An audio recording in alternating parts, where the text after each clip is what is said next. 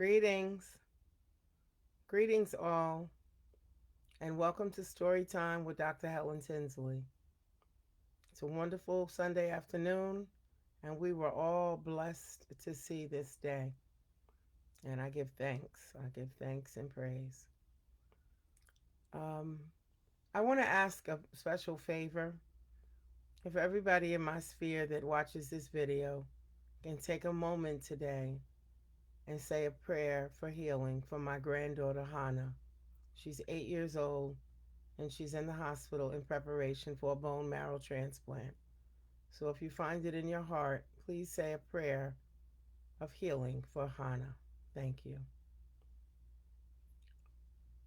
So I've been bringing stories to you for months now, and I hope that it gives you a respite from the day-to-day um, change and monotony that some people are dealing with during the COVID.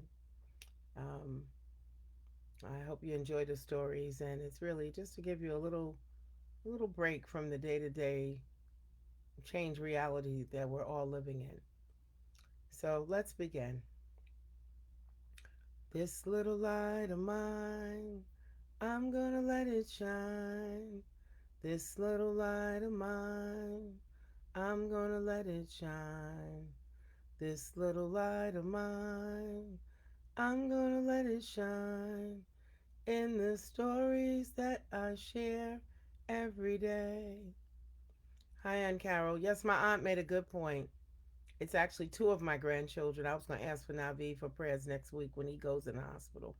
Um, but both of them are in preparation for a bone marrow transplant. Navi, who is 10, is donating his life giving bone marrow to his 8-year-old sister. So if you can find in your heart to keep Hannah and Navi in prayer, I appreciate it. And hi, Aunt Carol, and hey, Denny Farrier. Hope all is well. So, our story for today is a remake on the story of Cinderella by Fred Crump. Okay, and let's see how different the versions are. Cinderella.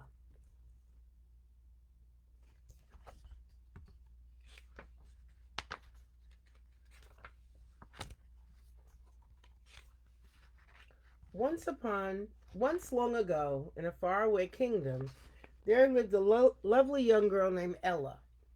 Her father died, and she had become little more than a servant in her own home.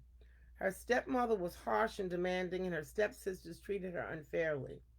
One of her chores was cleaning the ashes and cinders from the fireplaces, and so her rude stepsisters began calling her Cinderella. But through it all, Cinderella kept her manners and tried to hold back her tears.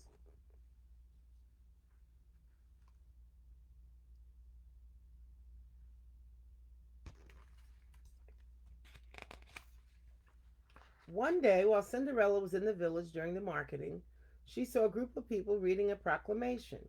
She went closer and read, Royal Birthday Ball. His Empress Highness King Albert III invites his loyal subjects to a ball to celebrate the 21st birthday of Prince Alex to be held at 9 o'clock the evening of October 3rd at the Royal Palace. Oh, that is tomorrow night, she said. Perhaps I can patch up one of my old dresses and borrow some beads and a ribbon from my stepsisters, and we can all go to the ball together.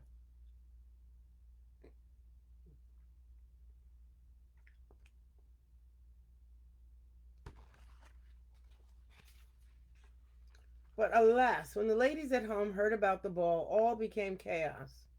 Drusilla and Priscilla demanded first one dress be prepared, then another and another. Their shoes had to be cleaned and polished, hair ribbons curled, dozens of petticoats starched and irons, wigs combed, and many buckets of hot bath water had to be carried, and her stepmother had an even longer list of demands. And so, by the evening of the ball, Cinderella had found no time to prepare herself or work on a gown.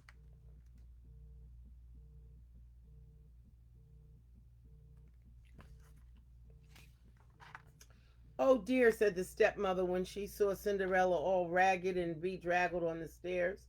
The carriage is here and we cannot wait for you. You really must learn not to dawdle so, my dear. Perhaps you can be ready on time for the next ball. If she starts now, laughed Drusilla. And then, giggling and glittering in their grand finery, the three ladies swept out the door. Some of the tears Cinderella had been holding back for so long trickled down her cheeks.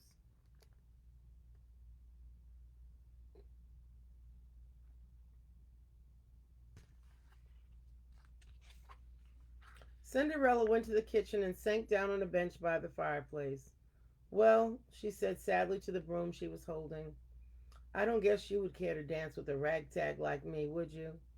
Wouldn't you prefer to dance with the prince? Said a tinkly little voice as a soft glow filled the room. And Cinderella looked up to see a tiny little fairy with a sparkly wand. Oh, who are you? She asked in a surprised voice. I am your fairy godmother, my dear, and I am here to see that you go to the ball. But, but just look at me. And no buts, twittered the little fairy.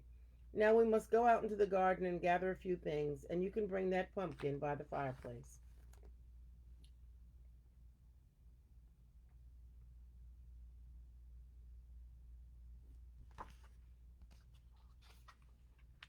But the pumpkin on the ground said, Put the pumpkin on the ground, said the fairy godmother.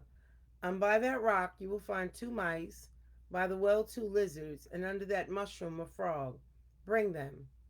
Cinderella did as she was told. Then the fairy pointed her magic wand and said, Cockle shells and macaronis, you two mice will turn to ponies.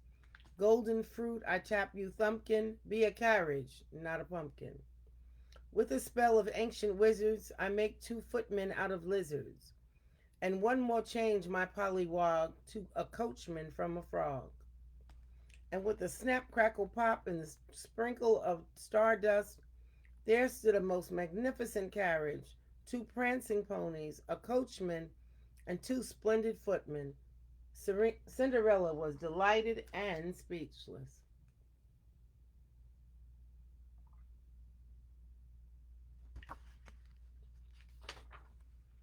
And now, my dear, said the fairy godmother, let us see if I have enough sparkle left to create a ball gown. Close your eyes, she said. Then she pointed her wand at Cinderella and sang, Bring us stars from far off places, and brilliant jewels and fancy laces, and make of these a new creation, a dress to be a great sensation. And then for such a pretty lass, we need some slippers made of glass. There was a twinkle of light and a twinkle of magical music, and Cinderella opened her eyes wearing a most beautiful glittering ball gown. Oh, it is all too marvelous, said Cinderella. How can I ever thank you? By remembering, my dear, she said, that the magic wears off at midnight. You must leave before the clock tolls 12.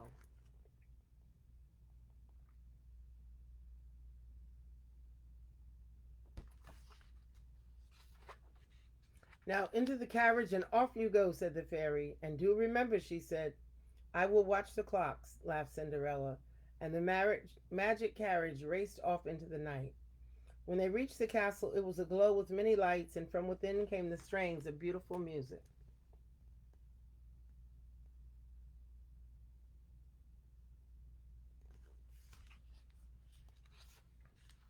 When Cinderella reached the front door, she was ushered by the dazzled royal doormen to the ballroom. She paused at the curtained entrance, and a hush spread over the room as all eyes turned to look at her.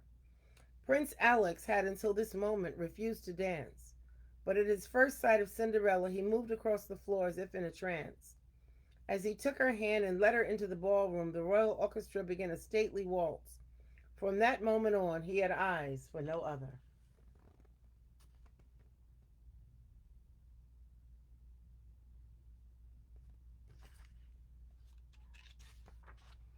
The whispers and gossip raced around the great hall.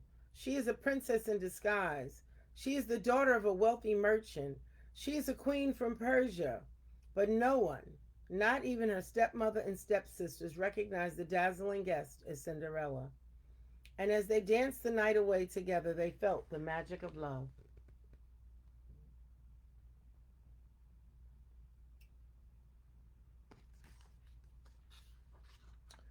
The time passed swiftly, and then the village clock began to strike the hour of midnight. Without a word or glance back, Cinderella left the prince and ran quickly out of the castle and down the stairs. The puzzled prince gave chase and called after her, "Wait, I do not even know your name." Just then she lost one of the glass slippers, but still she ran.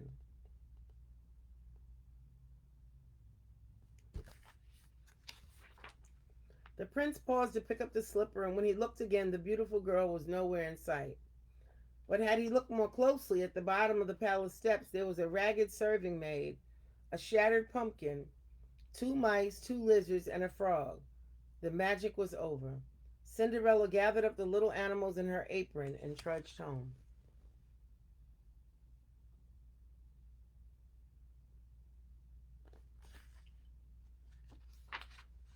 The next day, the kingdom was in a turmoil.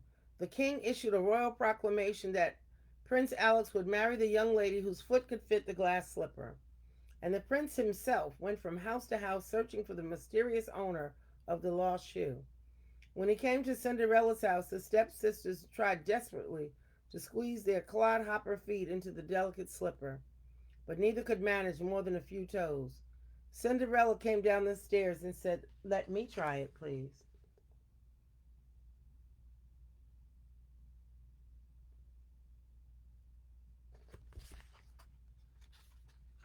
And of course, the slipper fit perfectly. Then, as everyone stood around open mouthed, the fairy godmother swooped down the chimney and into the room. "Well, let us see now," she said in her tinkly little voice, "if I can do that trick again." And with a wave of her wand, Cinderella was once more transformed into a dazzling vision. The stepmother screeched and swooned, and Drusilla and Priscilla were left speechless. Then the prince and Cinderella left in his carriage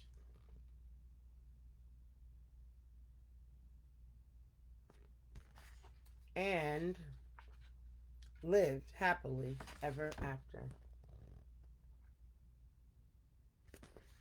And that is a remake on the fairy tale Cinderella.